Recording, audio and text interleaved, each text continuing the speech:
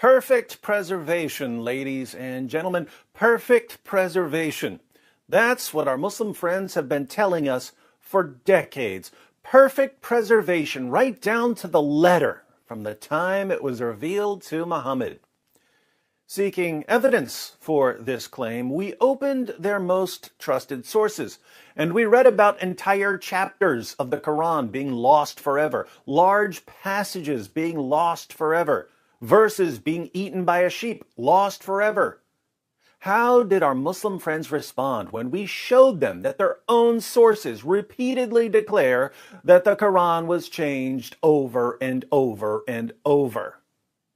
They said, perfect preservation, right down to the letter. Hatun Tash and Jay Smith went to Speaker's Corner with 26 different Arabic Qurans. Not 26 different translations, 26 different Arabic Qurans. How did our Muslim friends respond? Perfect preservation, right down to the letter. Non-Muslims are publishing entire books filled with Quran variants. How do our Muslim friends respond? Perfect preservation, right down to the letter.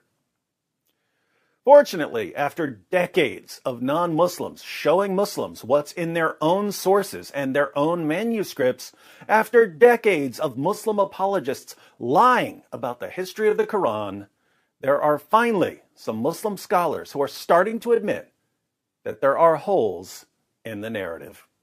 And it's very clear to you and to every single very advanced student and specialist that the standard narrative has holes in it. That's what I'm going to say. Why are they finally acknowledging that there's a problem? Because the evidence is piling up too fast. And Muslim scholars are realizing that the longer they deny reality, the more shame and embarrassment they'll face later. Now, the new problem we face is that even as Muslim scholars are finally acknowledging that there are holes in the narrative, Muslims are reinterpreting the words of their own scholars, insisting that what their scholars really mean is that there are simply different ways to pronounce certain words in the Quran. This is sheer nonsense. Sheikh Yasser Qadhi would not be in full panic mode over some pronunciation differences. Muhammad Hijab wouldn't have needed to delete an entire section of an interview if all Sheikh Yasser Qadhi had meant was that there are different possible pronunciations of the same word. But let's focus on Dr. Shabir Ali, who has recently admitted that there are different Qurans in different parts of the world. Today, most Muslims read the Quran in a text that is referred to as the Egyptian edition of 1924. That's how scholars refer to it. Most Muslims may not have realized that this is the designation for that manuscript, for that text. To Muslims in general, this is just simply the Quran. But this is not the only text of the Quran that is read throughout the world. He's also admitted that there are differences in Quran manuscripts. So there was this period in which Muslims had the opportunity to teach others the Quran without insisting on the precise words. Recently, a manuscript has been discovered from Sana'a in Yemen, and it's referred to as the Sana'a manuscript. That manuscript has two layers of Quranic writing. The lower layer has been scraped off, and the upper layer has the Quranic text written over. Now, the upper layer text quite closely corresponds to what Muslims are reading in the world today as the text of the Quran. The lower text that has been scraped off has some variation from what Muslims are reading in today's text. What's disturbing is that even when someone like Dr. Shabir Ali admits that there are different Arabic Qurans, and even when he admits that there are differences in the manuscripts, the Muslims in the comments section are still claiming that all Shabir really means is that there are different pronunciations of the same Arabic words. That's all he means. No, that's not what he means, my Muslim friends. feel free to contact him and ask him. Send a message to Dr. Shabir Ali and ask, Shabir, when you say that there are differences in the manuscripts, do you only mean that there are different pronunciations of the same Arabic words? Shabir is going to give you an education, because Shabir knows what non-Muslim scholars are finding when they go through manuscripts of the Quran. They're finding missing words, added words, changed words, words moved around, words written over, words erased. It's a giant mess.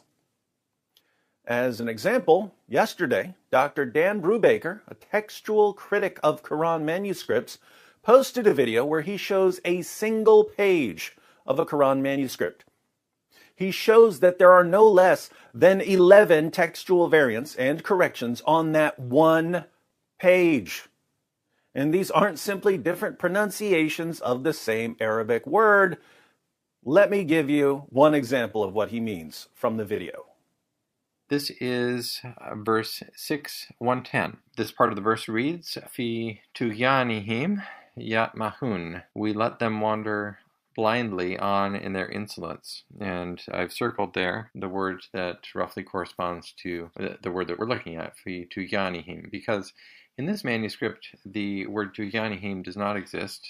Rather, its place is taken by the word hauzihim. So it is an alternate word. Fi hauzihim actually is used, as you can see, in another verse, not too far from here in the same surah, then leave them plunged in their foolish talk.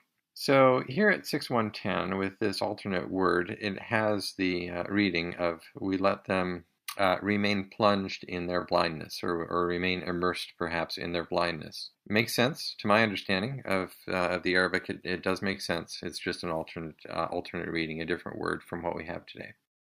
Different Arabic words, different meanings, different translations. And what are our Muslim friends going to conclude from this? Perfect preservation, right down to the letter. My Muslim friends, do you have any clue what kind of damage you're doing to the future of your religion right now? Once this lie has been exposed, possibly the biggest lie in history, the supposed perfect preservation of a book that was repeatedly changed and corrupted. Once this lie has been exposed, we are never going to believe anything you tell us about your religion ever again. When you lie to our faces about what we can see with our own eyes, you destroy your own credibility. When your own sources say that entire chapters of the Quran were lost, and that large passages were lost, and that countless verses were lost, and you say, perfect preservation right down to the letter, it becomes impossible to believe you. When you say that there are no textual variants in the entire history of the Quran, while textual critics who go through the manuscripts say that they've found tens of thousands of textual variants, there's simply no way to take you seriously ever again. This is so fun to watch. I encourage everyone to click on Dr. Brubaker's new video so that he can take you through 11 variants and corrections on a single page of a manuscript of a book that's been supernaturally protected by the great God Allah. I think we can all agree that if a book has all the features of a book that's been changed and corrupted, even though it's been perfectly preserved, it must indeed be a miracle.